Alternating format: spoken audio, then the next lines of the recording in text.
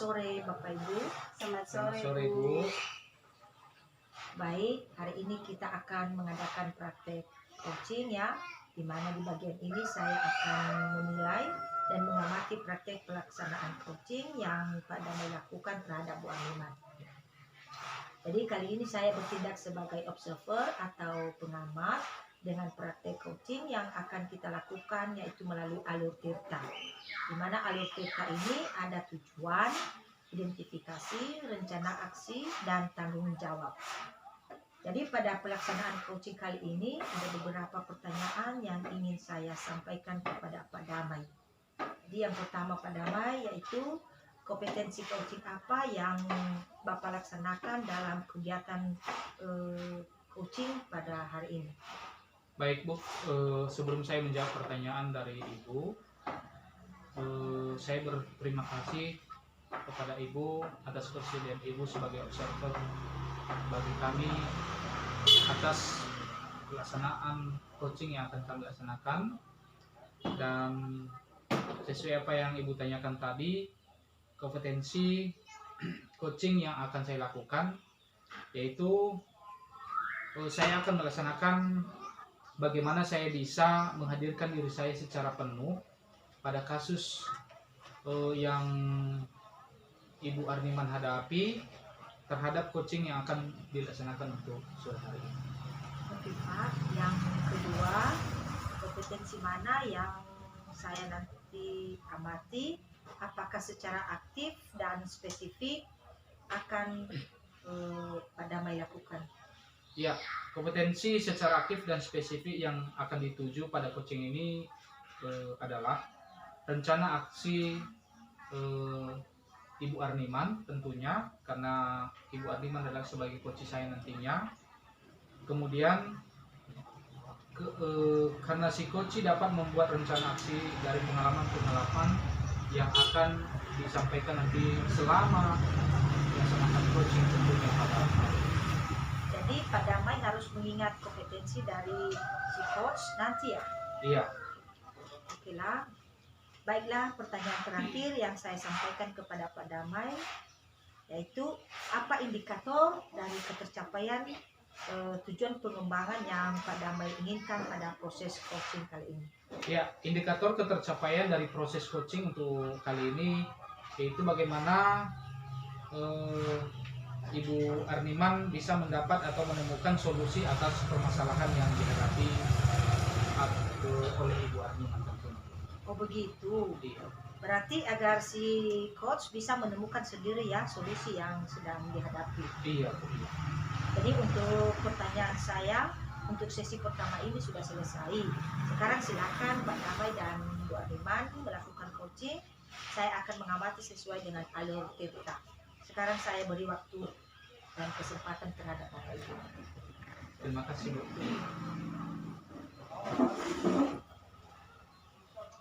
Baik Ibu Arniman, selamat sore. Selamat sore, Pak. Apa kabarnya Ibu Arniman? Luar biasa sehat, Pak. Bagaimana kabarnya? Oh, sehat juga Bu. Baiklah, sebelum saya melaksanakan coaching kepada Ibu, tentunya saya harus memberitahu bahwa beberapa menit ke depan ini kita akan melaksanakan coaching Bu. Dan tentunya apa yang menjadi permasalahan ataupun yang Ibu inginkan solusi dari coaching ini tentunya Ibu bisa paparkan nantinya. Dan tentunya apa yang ingin Ibu ceritakan dalam coaching untuk sore hari ini. Baik, Pak. Terima kasih. Terima kasih juga untuk kesempatannya, Pak, bisa meluangkan waktu pada sore hari ini. Begini loh, Pak. Saya mau bercerita tentang apa yang saya rasakan akhir-akhir ini, Pak. Akhir-akhir ini pada proses pembelajaran saya, Pak, yang mana saya melihat peserta didik ini kurang antusias, Pak, dalam mengikuti proses pembelajaran.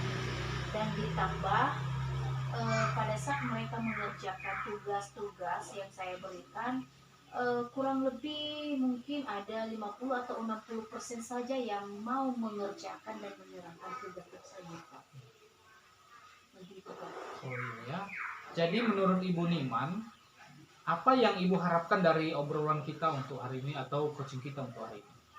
Nah, jadi yang saya harapkan Pak, saya bisa mendapatkan pencerahan ya Pak, ataupun solusi dari masalah saya, dari ketidak ada antusias anak-anak dalam proses pembelajaran, begitu juga keaktifan mereka dalam pengerjaan tugas Pak.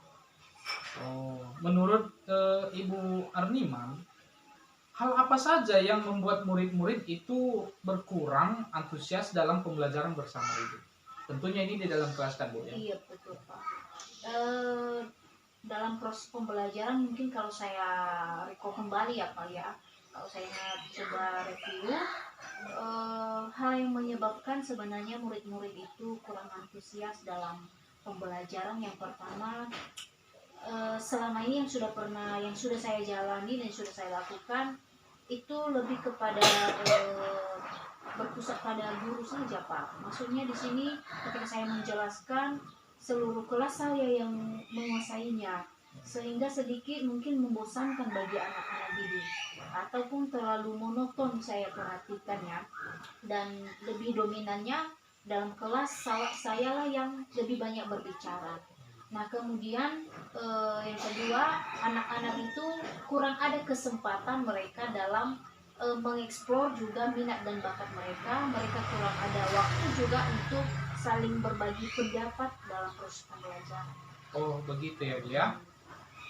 Kira-kira apa saja yang dapat membuat murid Ibu antusias dalam pembelajaran ketika Ibu mengajar mereka?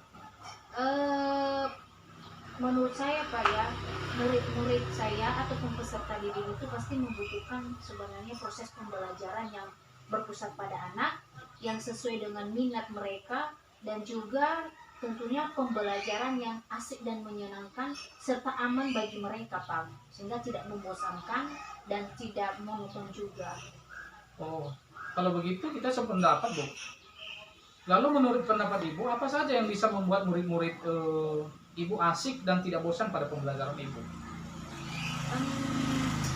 Menurut saya Pak, kalau saya pikir-pikirkan juga, mungkin pembelajaran saya itu harus berpusat pada murid ya Pak ya, bukan lagi berpusat pada guru. Mungkin itu memang udah zaman saya dulu kali ya Pak ya.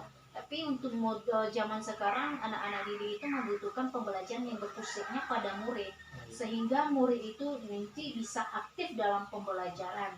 Dan kemudian saya bisa melihat juga sepertinya mereka wajib atau harus ada ice breaking dalam proses pembelajaran, ataupun ada gamenya ya, sehingga dalam game itu bukan hanya sekadar permainan saja, tetapi ada makna dalam proses pembelajaran. Begitu menurut saya. Oh iya ya.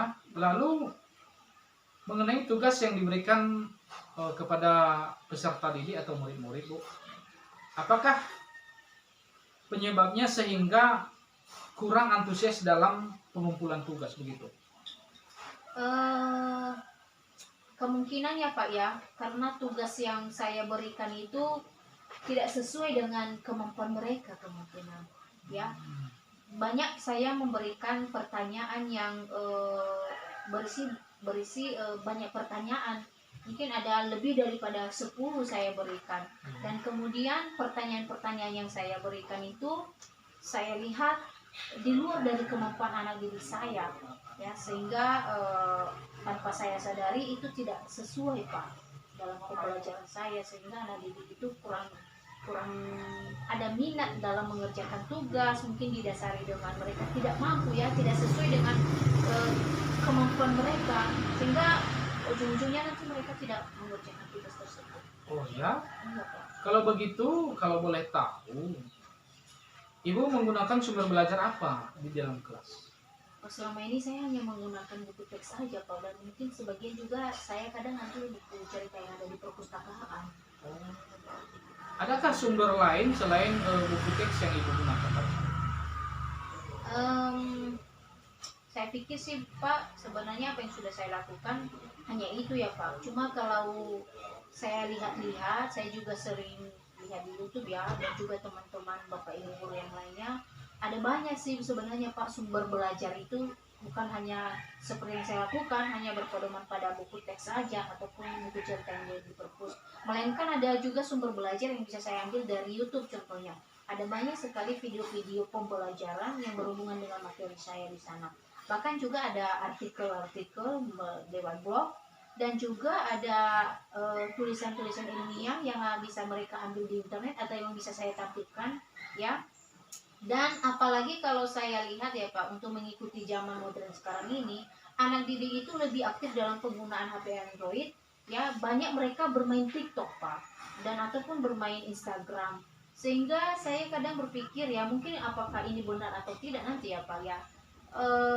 Saya rasa itu jadi salah satu sumber untuk TikTok. Mereka bisa memberikan atau mencari pembelajaran itu melalui TikTok, dan bahkan bisa juga mereka mengirim tugas-tugas mereka itu dalam bentuk TikTok ya Pak ya. Itu menurut saya Pak. Nah, memang itu betul Bu. Memang itu betul sekali, saya setuju dengan hal itu, dan saya yakin bahwa ketika Ibu menggunakan media-media pembelajaran seperti Ibu sampaikan tadi, TikTok, IG atau YouTube yang lain, saya yakin pasti mereka semakin antusias untuk belajar dalam kelas secara umum di sekolah tentunya. Kemudian sekarang apa rencana Ibu untuk menyelesaikan masalah yang Ibu ceritakan tadi? Sesuai apa yang saya katakan tadi ya Pak ya, karena saya menginginkan sebenarnya proses pembelajaran yang mengasihkan, maka saya harus merancang pembelajaran itu yang mengasihkan juga. Yang pertama dulu saya mungkin melengkapi administrasi ya Pak ya, yang sudah biasa kita sebagai guru, kita melengkapi administrasi pembelajaran. Kemudian saya harus benar-benar merangkai dan mencari sumber belajar yang lebih bagus lagi. Jangan monoton saya menggunakan hanya sekedar buku teks saja gitu. Saya akan menggunakan media aplikasi yang sudah dikenal oleh khalayak anak-anak sekarang melalui video YouTube, bahkan juga mungkin melalui WhatsApp juga sebagai media untuk berinteraksi dengan anak didik, dan juga bisa TikTok ataupun Instagram juga. Kemudian kedepannya untuk tugas ini ya Pak, yang untuk memperbaiki tugas agar anak didik ini benar-benar berperan aktif, saya lihat saya memang harus benar-benar membuat soal itu atau tugas itu sesuai dengan kebutuhan anak didik, minat dan bakat mereka, dan sesuai dengan profil mereka juga, sehingga tugas yang saya berikan tidak merasa terbebani mereka, sehingga mereka mampu juga menjawab dengan baik dan benar sesuai dengan daya tangkap mereka. Dan istilahnya saya akan membuat ditambah lagi dalam proses pembelajaran kali ini ya, kita diminta untuk melakukan proses pembelajaran yang berdiferensiasi ya Pak ya.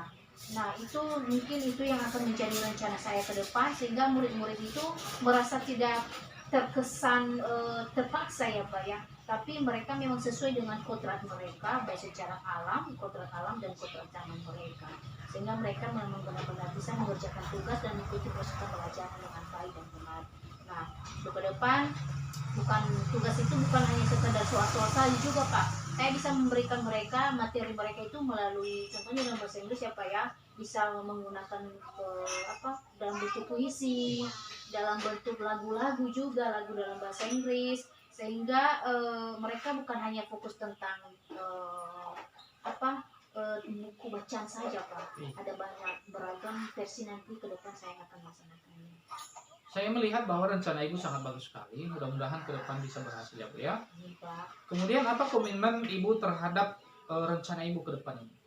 Ya, tentunya dengan apa yang sudah saya sampaikan tadi, rencana tahap-tahap itu tentunya saya berkomitmen besar, dan dengan penuh semangat saya akan melakukannya ya dengan cepat, dan akan segera membuat rancangan pembelajaran yang menyenangkan bagi anak didik dengan menggunakan berbagai macam sumber belajar yang inovatif dan kreatif, dan juga akan menjalankan pembelajaran yang berdiferensiasi juga Pak, sehingga benar-benar anak didik itu bisa mengikuti pembelajaran sesuai dengan kemampuan mereka ya. Saya bisa melihat, dan dalam proses pembelajaran saya bisa mengikutsertakan seperti apa karakter anak-anak didik itu, sehingga tidak monoton dan mereka bisa belajar lancar mungkin ya Pak ya, tanpa ada keterpaksaan dalam pembelajaran, sehingga proses pembelajaran dari saya itu lebih dekat kepada anak ya, sesuai dengan kebutuhan mereka.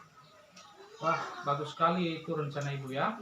Saya sangat mendukung, mudah-mudahan semua berjalan lancar sesuai dengan harapan. Kalau boleh bertanya lagi Bu ya. Ya boleh Pak. kalau misalnya kesimpulan dari pertemuan coaching atau coaching hari ini apa? Nah, baik Pak, untuk kesimpulannya tentunya yang menjadi permasalahan saya tadi ya Pak ya, anak-anak yang kurang antusias dalam pembelajaran dan juga mereka kurang aktif dalam mengerjakan tugas. Tentunya saya simpulkan bahwa saya dapat solusi dari tadi apa yang sudah kita sharingkan, agar masalah itu bisa terselesaikan. Saya harus membuat atau merancang proses pembelajaran yang menyenangkan dengan menggunakan berbagai sumber belajar yang bervariasi dan juga tetap menggunakan buku teks, dan harus ada juga sumber belajar yang ada yang lainnya yang lebih bervariasi juga, dan kemudian fokus pada pembelajaran berdiferensiasi juga, ditambah dengan ketika saya memberikan tugas-tugas analitik harus sesuai dengan kebutuhan mereka, minat dan bakat mereka, dan profil mereka.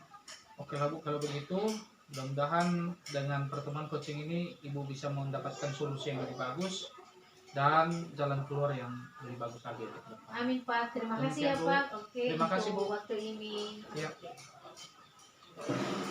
Luar biasa Pak, Iya. praktik coaching antara Pak Damai sebagai coach dan Animat sebagai berjalan dengan luar biasa dan sangat menyenangkan. Ya. Jadi setelah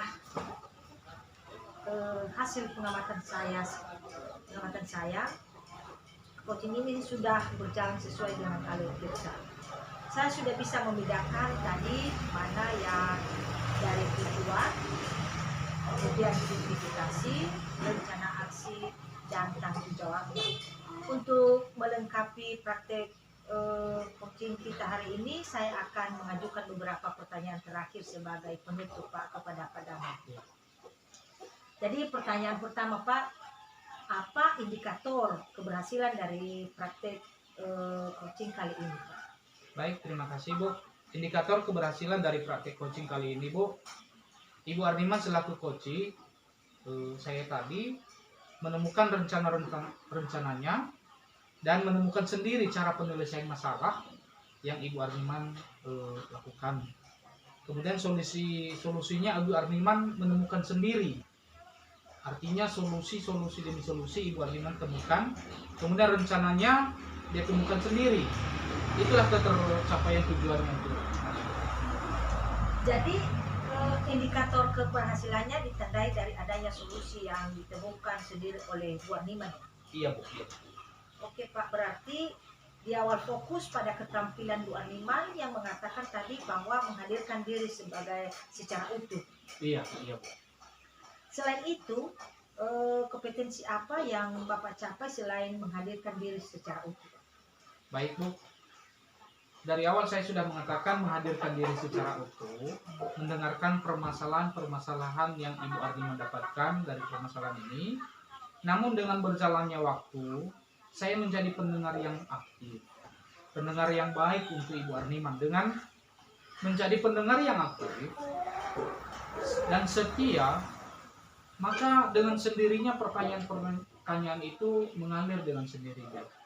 Itulah yang saya dapatkan untuk hari ini. Oke Pak, baiklah, dengan berakhirnya pertanyaan ini maka berakhirlah pula kegiatan coaching kita untuk hari ini. Sekali lagi kepada Pak Damai sebagai coach dan kepada Ibu Arniman sebagai coaching, saya akhiri dengan menyapa kita dalam bahasa daerah Nia Siau. Ya,